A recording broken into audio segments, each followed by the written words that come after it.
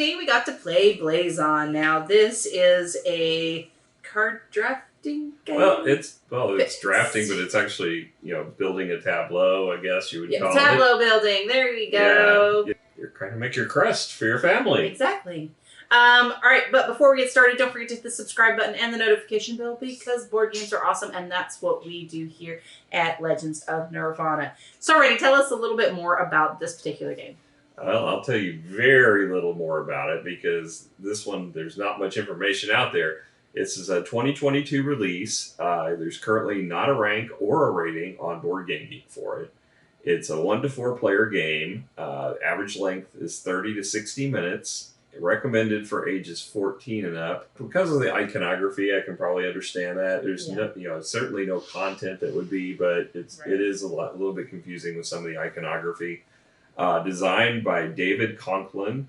Art is by Ian O'Toole, which is like one of Rob's favorite artists. He always talks about him. Published by 25th Century Games. It has an MSRP of $40. The only place I see where it's available for pre-order is Miniature Market, and they have it listed for $28.99. It's not on Card House, and I didn't see it other places. But yeah, you can get it roughly $28.99 if you, for Miniature Market anyway. It's the only place. But this version of it, we did get these metal upgraded pieces, and we've got a little bag that came with some added cards, like promo cards. That's really the only difference than what you get in the box. Yeah, so let's talk about quality components, because when you say $40, there's not a lot, but what there is so nice. Yes. Yeah. Like, I felt the card and I was like, ooh, we're in nice card land. And like, oh, look, everything has a beautiful linen finish. Great Literally quality. everything. Literally. I mean, it's like, oh, you gave us card. Except for the wood. Everything know. else is linen finished, including the rulebook. The rulebook is linen finished. Oh. The boards, the cards, everything. The cardboard tokens. Yeah, they went crazy with linen finish. The central board is linen finished. Yeah. Like, the texture on it's nice. One, it feels really good, too. Yeah. So they did an excellent job. And the box is linen finished as well. Oh, is it? Yes. Yeah. Yes. So there was a discount on linen finish the week they decided to make this, which is good. We're always talking about we love linen finish, so well, took it to the hill. The thing is it really does match this kind of game, right? Yeah. Like the fact that you're building your crests and things like that. So it's fancy. It's fancy. It is. No, but I mean, so some people might get a little like $40. There doesn't seem to be a lot on the board.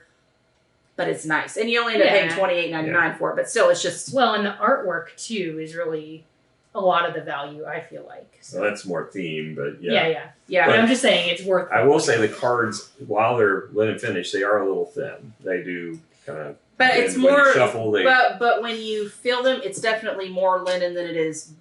I don't know. They feel pretty strong, though, even though they're a little thin. So, take that for what you will. Let's talk about the score for this, then. Quality of components. What are we thinking? I'm probably at an 8.5 is where I'm at, I think. I was going to say a 9, so, yeah. I agree. You agree with who? Yes. She's at an 8.75. Yes, that's exactly where I'm at. Yes. All right. All right, so let's then talk about the theme. And you kind of already talked a little bit. The artwork, right? Yeah. So... Okay, I'm not going to lie, this reminds me, in elementary school, they say you get to make your own little crest, and it takes you back, right? I think everyone had that project, and that's kind of what this reminds me of. And now it makes me want to be like, all right, everyone, let's go make a crest. Like, theme's really fun. I don't know, it's very nostalgic for me, and I think that's really awesome. They did a really good job with the artwork. Like, a lot of times they could have just... put the crest on here and put minimal artwork. But the fact is they've got this filigree around and, they did, the detail is there and it's really, really nice. And I think they did a good job with that. And even the back of the cards, right? There's such a good detail there. It's very nice. They did a good job. Well, and even your little token for your victory points is in the shape of a crest. So. Right. And, they did the little tiny points, and to be able to kind of do that it's nice. Overall, what are you guys thinking for theme? I like the colors. I like the back, the way the cards are laid out, and of course you got the animal achievement tokens they call them, but they don't serve any purpose. But they are things you would commonly see on, especially like the British crests. Yeah. So like I got after I built and finished my shield and into the game, I was able to put them onto my crest, so which was really cool. There's no purpose for them other than as an icon, but I love the fact that the way they look and they add to your shield. Yeah. So I there's not any backstory to this really. You're just making crests, and that's all there is to it. Too, that your little tokens that look like a pot of ink with a quill sticking out of it. You trade these in to be able to add elements to your crest as though you were using it to kind of draw on your crest. I thought that was cool too. Yeah, so I think theme there is kind of an integral part of just the shape of your board and everything. Like it is consistent. Now, is there a story behind it? No, you're a family making a crest. Okay. But the components and everything really just ties in well, and I think they did a great job with that. Yeah. So give a score. My only complaint is they don't have a promo of a chicken, so I could make Sir Robin from Monty Python and the Holy Grail's crest. Well, it won't be metal, but you can 3D print yourself a plastic chicken and just add it to your game. Yeah, we can totally make that happen. So, but yeah, I like. That's their next promo, by the way. I have always liked the crests, the royal crests, and I like the way this game captures that. I'm gonna probably give this, even though it's not heavy in theme as far as there being a backstory or any kind of thing like that. The fact that they put the history of all the different elements of the crests into the book and teaching you about it, and the fact that it is so pretty when you get it, your board. I'm probably going to go ahead and give this an 8. Okay. Yeah, that's where I am with it too, an 8. I think that's spot on. I think they did a good job. All right, so now let's talk about the rule book. So the rule book is 8 pages long, and it's not a full box, so it's a small size, small font, unfortunately. That's the one problem. And for some reason, of course, I had to get a damaged one. I got a damaged, creased book that was in my box that way. But it does have a nice feel to it. I mean, it's got that linen finish. It's a better grade paper than what you typically get. Oh, yeah. Did you feel this? I did not. Everybody feel the book. Oh, I like that. Yeah. I know. So it's a better quality paper than what you typically get in a rule book. It doesn't have a cover. It goes straight into the contents. But, all in all, it taught the game effectively. The pictures are a little small. And when you take that on top of the cards having some small iconography, it makes it a little harder to see everything. Some of the numbers, like the 3s and the 5s, kind of look similar. I'm not going to lie to that. There was a couple of moments where I had to be like, yeah, if they were a little bigger, you'd be able to tell the difference. But it's just one of the lines in the 3 is so thin, you can't hardly see it. So. Right. And the thing is I had a problem reading the victory points up there because they're even that much smaller. So I do think, there's some readability. But they did put some of the actions that we were concerned they didn't have cheat sheets for. They're actually on the central board. So there were cheat sheets right there for everybody to see and right there in front of you, which is nice. And it has the final scoring and iconography for them right there on the central board as well. So, I think the rulebook does an effective job teaching the game, and doesn't overstay its welcome reading it. I'm probably going to go ahead and give this an 8, even though the font is pretty small, because it is an easy read. It gets effectively teaches the game. We had no confusion between you and I, Melissa. Right. I won't speak for the other party here because they didn't pay attention when I explained the rules after we started, because she wouldn't sit here through the rules. I never do. It's a problem. Yes. So all I think 8's a good score for it. Okay, cool. All right, now let's actually talk about gameplay. So the gameplay is actually pretty straightforward in the fact that you start out your hand with 4 cards, I believe. Yes, you get 2 from the device pile and 2 from the tincture pile. Okay, so you have the choice for your game is to take 2 cards or play cards. So the 2 cards can be 2 of the greenback or 2 of the tinctures, or you can take 1 of each. So it is your choice on when you do that. So if I were to take 2 green cards, because I can, I may end up deciding that, you know what, I like something on this board. I like that card a lot better because I'm missing it on my board. I'm not, but I may like this one better. All right. So I can, out of the 2 cards I just picked up, I can replace one of them and take that card. You can replace both of them. Yeah, you can. You can replace one or both. You cannot replace it from the pile of the... nor the ones that you've already had in your hand, right? Yeah. It has to be from the new cards. Now, if you take 1-on-1, then you can trade off 1-on-1. Yeah. So there's a couple of options there. Now, the other option, of course, is to play a card. So the thing is you're wanting to match. So say I want to play this tincture of 4, it says a 4 level. I would need to pay a 4 in cost. Now, I don't have a 4 level, but I do have 2 2s. So I'm going to end up discarding those, and that is then played. I take my victory points, 1, 2, 3, 4. Now, oh, that's so exciting because I was the first one to cross this barrier. Now, if I do, I get the option, I get these cool metal tokens. Yay! Now these things are worth 2 victory points. However, there is a consolation prize. Everyone else gets a Herald token.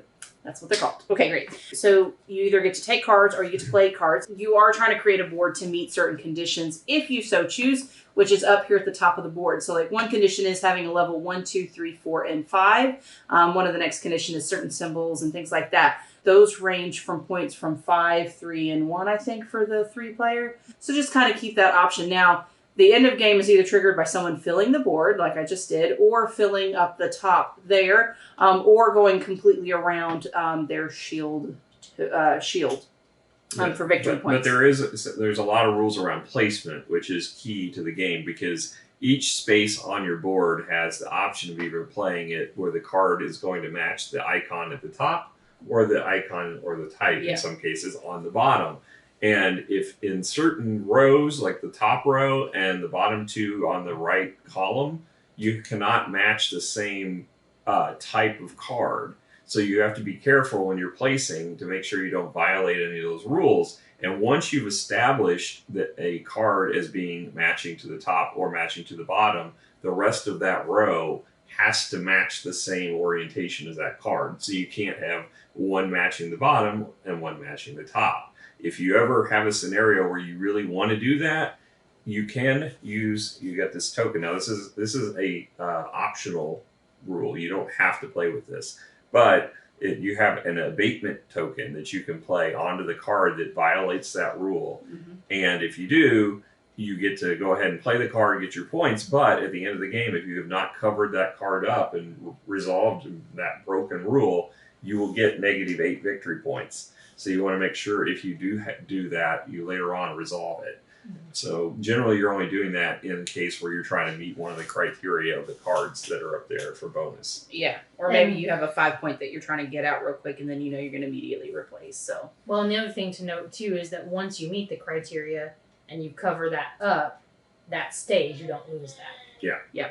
Yeah. Anytime you cover up, you lose the icons on the card, which are worth victory points for whoever has the most of the particular icon at the end of the game, but you don't lose any of the points you've earned for playing those cards, which is usually, that's unusual for most games, because usually you whatever you cover up, you lose those points. In this case, you can play as many cards as you want into a stack. You're never going to lose points for playing more cards. So we're going to talk about my biggest grievance with the game, but also rules. So what are these little things do? So if you don't spend them at the end of the game, you do get a victory point. Oh, that's all nice. However, there's some other cool things you could do with it. You could end up saying, hey, you know what? I have a level 5 here. I'm going to play this, and it doesn't count as my turn action, and I get to play it if for free, not having to have another card, and I can just play it. You have to play it. You still have to play a 1-level card. Oh, okay. Yeah, so you still have to play a 1-level card, and then you can take it out. So that is one of the options. The other option is you can wipe the board correct. The other option is you can take off one of the card on the discard pile. So these things are actually pretty useful. Now, the biggest grievance that we kind of had with the game, I think we've kind of discussed, is these may be more powerful than the benefits you get from when you give those out. Yeah. So, for an example, if I'm first player to get this, I get 5 victory points at the end of the game, and I get to put my cube down. But everyone else gets this. Now, worst case scenario, they get a victory point, right? So that makes my condition worth 1 less. Or in the essence of they can end up gaining 4 points, which you did a couple of times by being able to kind of pay a level 1 to get a level 5, because level 5s are a lot harder to get. So I feel like you almost kind of want the consolation prize in a couple of instances. And we know that they use it for a catch-up mechanism. But every time I was giving that stuff away, and it was just so sad to me. In a similar vein, these animal tokens at the end of the game are only worth 2 points. Everyone else gets one of those tokens. Therefore, these are really only worth 1 bonus point. But in addition, you have the potential of getting 4 points for those tokens if you cash it in to get a 5.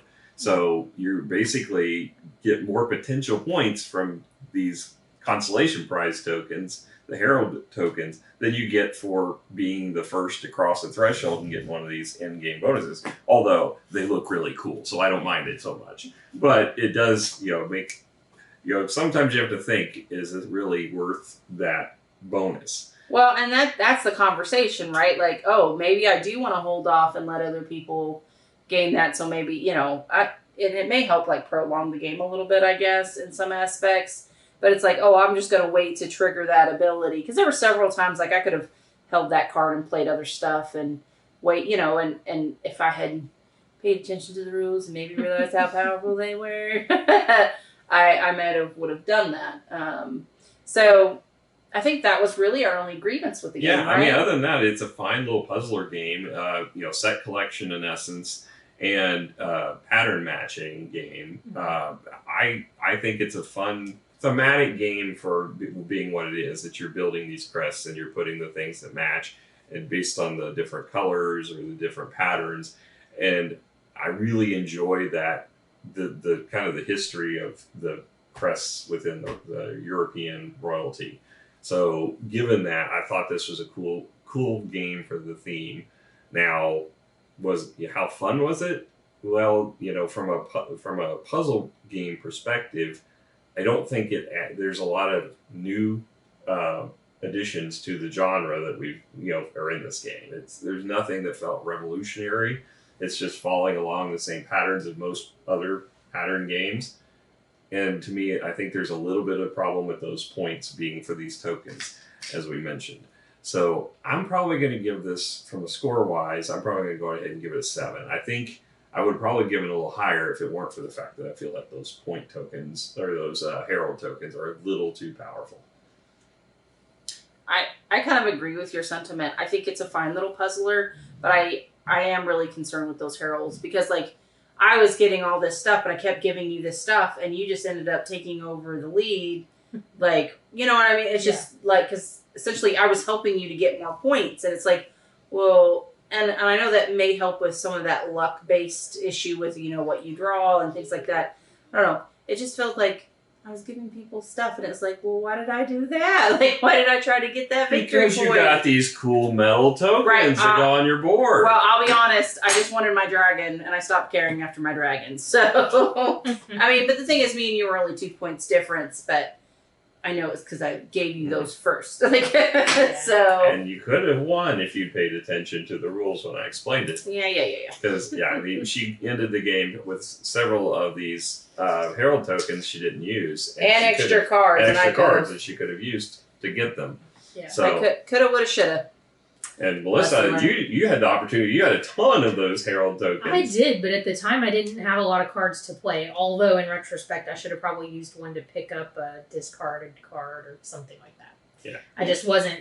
I was so focused on the board, I wasn't thinking about all that. Yeah. So I don't know. I give it a 7.5 for that. Like, just because there's so much to kind of. Yeah, there is a lot to think about, especially because there's so many icons on those bonus cards. Yeah. I did to keep track of all 5 of them. It's like, I couldn't. I had to focus on one and just ignore the other ones and shut them off because there was too many of them to just try to match them all at once. Well, and I did that about halfway through because I was like, "There's no way," and so I just focused on getting 1, 2, 3, 4, 5. And when I got that, I was like, "Oh wait, I also filled that one and that one on accident." Right. Well, and I think that's what ends up happening, right? Is sometimes. Well, and like I was like, because I got a lot of them fairly quickly, and it was just I was pulling the right cards, and I did. Being able to pick from here, like, okay, I didn't need this card, but that one would have been slightly useful, or that's the level I need to trade in. Yeah. So, okay, I'm fine with that. So that ended up actually being okay. You know, it kind of ended up working out. I agree with you guys. Round to 7.5 is right where this game is at. It'd probably be a little higher if it wasn't for these things. I think they're a little too powerful. You know, and maybe we just didn't use them right, and maybe we do need to play that, you know, another couple playthroughs to kind of understand.